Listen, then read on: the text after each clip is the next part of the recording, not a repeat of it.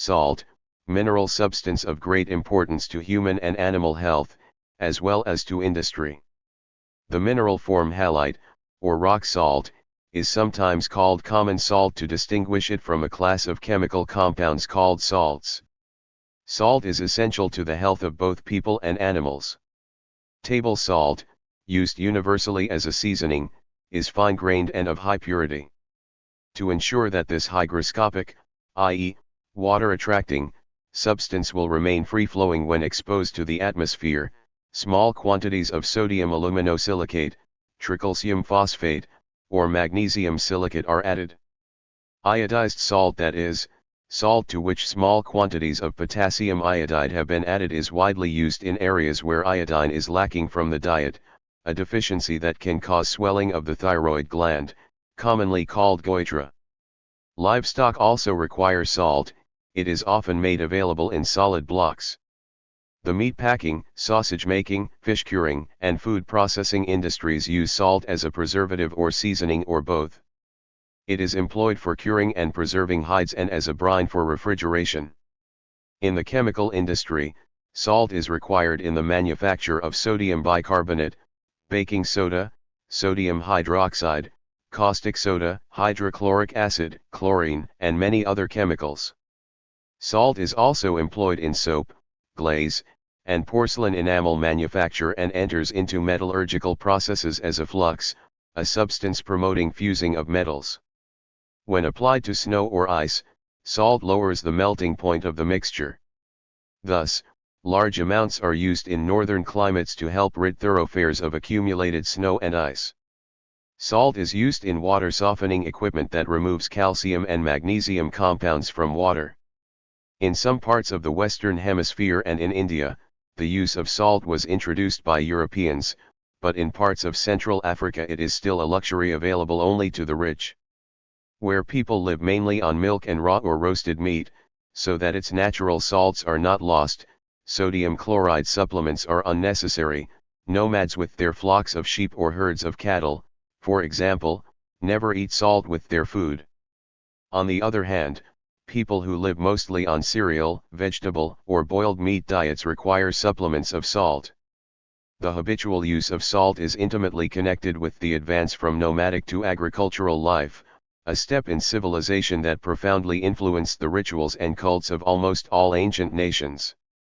The gods were worshipped as the givers of the kindly fruits of the earth, and salt was usually included in sacrificial offerings consisting wholly or partly of cereal elements. Such offerings were prevalent among the Greeks and Romans and among a number of the Semitic peoples. Covenants were ordinarily made over a sacrificial meal, in which salt was a necessary element. The preservative qualities of salt made it a peculiarly fitting symbol of an enduring compact, sealing it with an obligation to fidelity. The word salt thus acquired connotations of high esteem and honor in ancient and modern languages. Examples include the Arab avowal "there is salt between us," the Hebrew expression "to eat the salt of the palace," and the modern Persian phrase "namak arm," untrue to salt, i.e., disloyal or ungrateful. In English, the term salt of the earth describes a person held in high esteem. Salt contributes greatly to our knowledge of the ancient highways of commerce. One of the oldest roads in Italy is the Via Salaria, salt route, over which Roman salt from Ostia was carried into other parts of Italy. Herodotus tells of a caravan route that united the salt oases of the Libyan desert.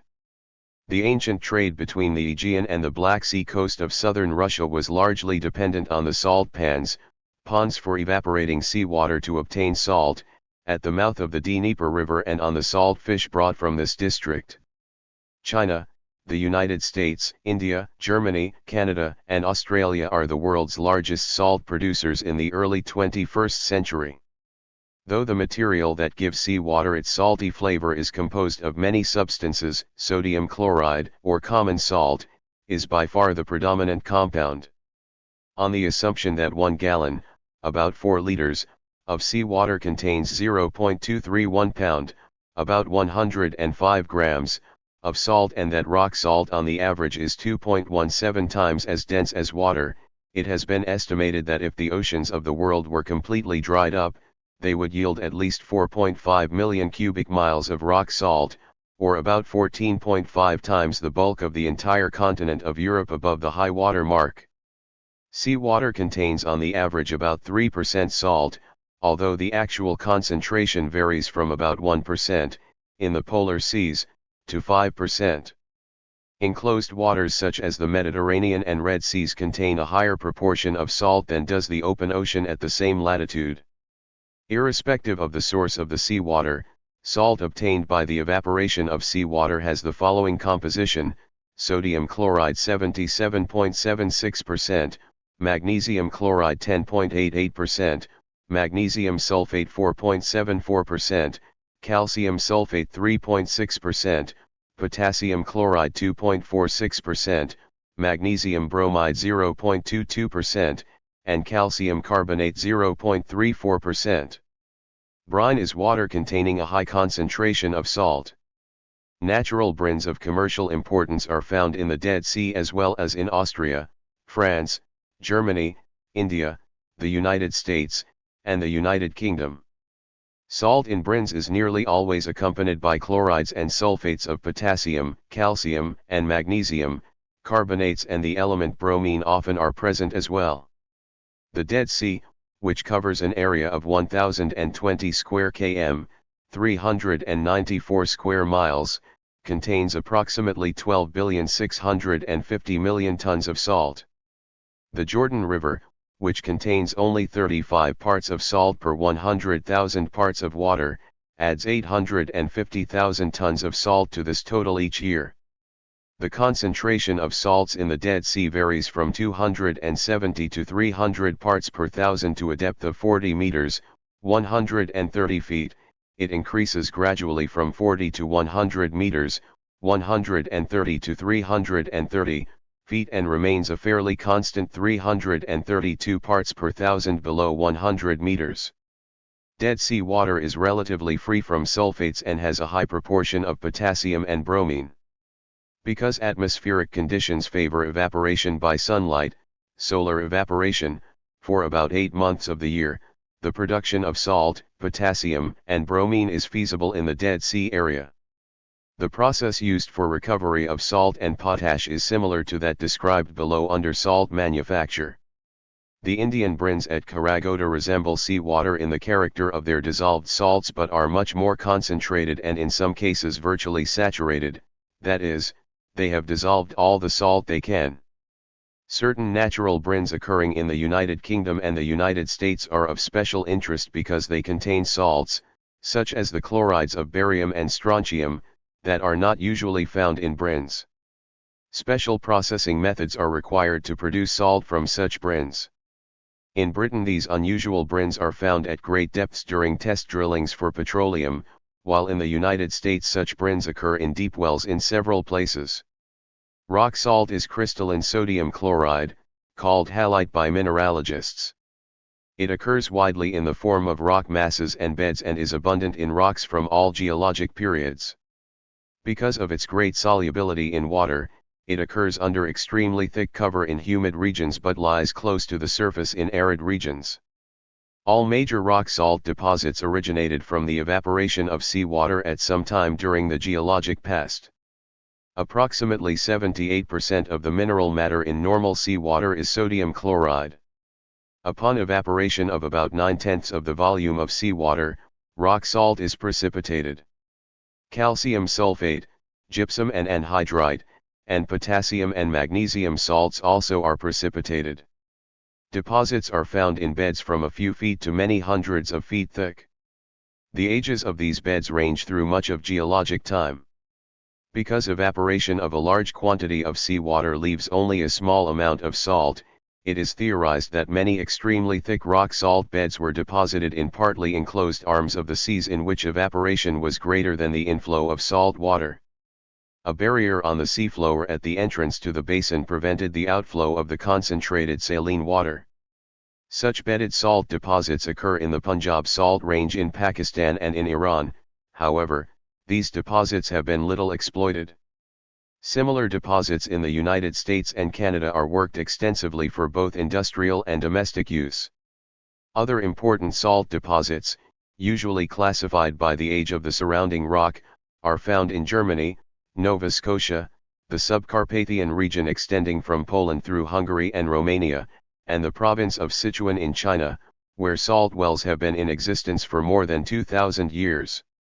Another economically important type of rock salt deposit is the salt domes, which were formed when earth pressure forced up plugs of rock salt measuring approximately a mile across. The domes appear to result from pressure, which pushes the salt up through the rocks from depths as great as 50,000 feet, 15,000 meters. Many domes occur at shallow depths and are extensively mined. Domes in the Subcarpathian region of Europe have been worked since ancient times. The North German plain has many extensively mined domes, which are thought to have originated below 6,000 feet. Domes also are abundant along the U.S. Gulf Coast. Rock salt may be obtained from domes by the usual mining methods or by drilling wells into the salt strata and pumping water down to dissolve the salt. The brine is then returned to the surface, where it is processed like natural brine. At one time almost all the salt used in commerce was produced from the evaporation of seawater, and sea salt still is a staple commodity in many maritime countries, especially where the climate is dry and the summer is long. Commercial salt is manufactured from rock salt, as well as from seawater and other natural and artificial brines. Most of the artificial brines are obtained by pumping water into underground salt beds. A considerable amount of brine itself is used directly in industrial countries. The beds of rock salt are mined or quarried by the usual excavation methods, depending on the depths and thicknesses of the deposits and on local conditions. The mined rock salt sometimes is dissolved and the salt manufactured by treatment of the brine, as described below. The method affords opportunities for purification of the salt. When the rock salt is of a high degree of purity, as in Poland and the United States, the salt may be ground, screened, and marketed without further processing. The salt is mined in large lumps that are first crushed, then more finely ground and screened by size into various grades. The salt is then bulk loaded into trucks, hoppers, or barges or loaded into bags for further handling. Bulk handling has been greatly facilitated by the use of anti-caking agents which allow the salt to be stored uncovered and outdoors without becoming a hard mass again. Only a certain quantity of salt will dissolve in water at any given temperature. Once the solution contains as much salt as it can hold, it is said to be saturated. Any further additions of salt will not dissolve. Evaporation is the reverse of this process. When an aqueous solution of several salts, seawater, for example, is evaporated, each of the salts precipitates as it reaches its point of saturation in the solution. Thus, the different salts in seawater will precipitate at different times, forming layers on the bottom of the evaporating pond. For seawater and many brines, the order of deposition is calcium carbonate, calcium sulfate, sodium chloride, magnesium sulfate, potassium magnesium chloride, and magnesium chloride. In maritime countries where there is a negative evaporation rate, i.e., the amount of water evaporating exceeds the amount of rainfall by at least 75 centimeters, about 30 inches, salt is produced by solar evaporation from seawater. The processes used are similar in general principle from country to country, but details of equipment vary from sophisticated in the United States to quite primitive in developing nations. A preliminary concentration is usually accomplished by allowing the seawater to flow through a series of gates constructed of wood or a combination of wood and concrete into a series of shallow ponds separated by dikes. In these ponds the solution is concentrated to a specific gravity of about 1.22. This means that a given volume of brine is 1.22 times as dense as a given volume of pure water. At this stage, suspended impurities such as sand, clay, and the less soluble salts such as calcium carbonate, or chalk, and calcium sulfate are removed. Solar evaporation of the dead sea water is hastened by adding dye to the water. The dye permits more heat to be absorbed from sunlight in thinner layers of brine so that shallow ponds may be used and the penetration of brine into the ground is reduced. Once it has been concentrated, the brine is run through a series of crystallizing pans, usually 4 in number, where the salt is deposited as evaporation proceeds. In the first crystallizing pan, the brine is concentrated to a specific gravity of 1.23 and remains partly contaminated with calcium sulfate. The specific gravity of the solution in the pan increases slowly during crystallization of the salt, reaching 1.24 in the second pan. In the third pan the specific gravity of the solution reaches 1.25, and the salt deposited there contains small amounts of magnesium sulfate as an impurity. The final solution, termed bitterns, has a specific gravity of 1.25 to 1.26 and is used in some countries, United States and Israel, in the manufacture of potash, bromine, Epsom salts, magnesium sulfate, and magnesium chloride. In developing countries the salt in each crystallizing pan is raked into rows, where it is allowed to drain for several days. After that it is collected into heaps, drained again, lifted from the pans, and finally dried. In industrial countries the salt is harvested mechanically and washed with saturated brine. It is then dewatered, washed with fresh water, and stored for further processing or direct sale. In areas where bedded deposits can be solution mined, evaporated salt is recovered from these solutions with artificial heat. Some evaporated salt also is made from natural brine or solar salt. Formerly, brine was concentrated in open pans over fire. More recently, steam-jacketed vessels have been used. The largest amount of salt produced in the colder climates is rock salt.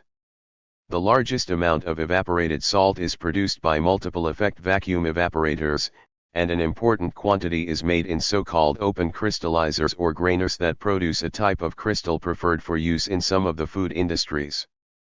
The brine, natural or artificial, is first pumped into settling tanks where calcium and magnesium compounds may be removed by chemical treatment. In grainer operations the settled and filtered brine is delivered to the grainer, a long open trough heated with steam coils. The brine is fed into the grainer at approximately the same rate at which evaporation is taking place and at a temperature only slightly below that of the brine in the grainer. The residue of brine, or bitterns, may be removed continuously, once a day, or less often. Evaporation occurs at the surface of the liquid, and the crystals originate there. They remain at the surface, held up by the surface tension of the brine. The crystal grows at the top edges, becoming a small inverted hollow pyramid, or hopper. Eventually the hopper sinks and ceases to grow. When the crystals are recovered, the salt is largely in the form of flakes, hence the name flake salt.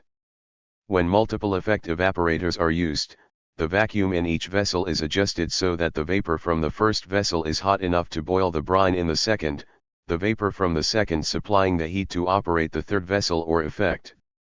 The brine is usually sent through the stages or effects in succession, although in the case of salt manufacture fresh brine may be fed to each stage if desired.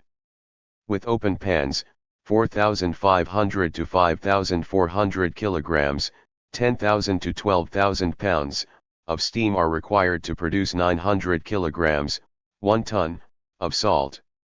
With triple effect evaporation, 630 kilograms, 1,400 pounds, of steam produce 1 ton of salt. The Alberger process is partially a vacuum pan and partially a grainer operation in which cubic crystals are formed in the solution fed to the grainer pans by a partial vacuum pan evaporation. These seed crystals in the grainer produce a salt that is a mixture of the grainer-type flake and the flake grown on seed crystals. About 1,360 kilograms, 3,000 pounds, of steam are required to produce 1 ton of salt. Salt from the Alberger process is centrifuged, spun, from the brine and then dried. Table salt may have small amounts of aluminum calcium silicate, magnesium silicate, tricalcium silicate, magnesium carbonate, or tricalcium phosphate added to keep it free-flowing. Iodized salt has potassium iodide added. In some countries yellow prussiate of soda, to prevent caking, is added in minute amounts as regulated by the government. Thank you for watching this video.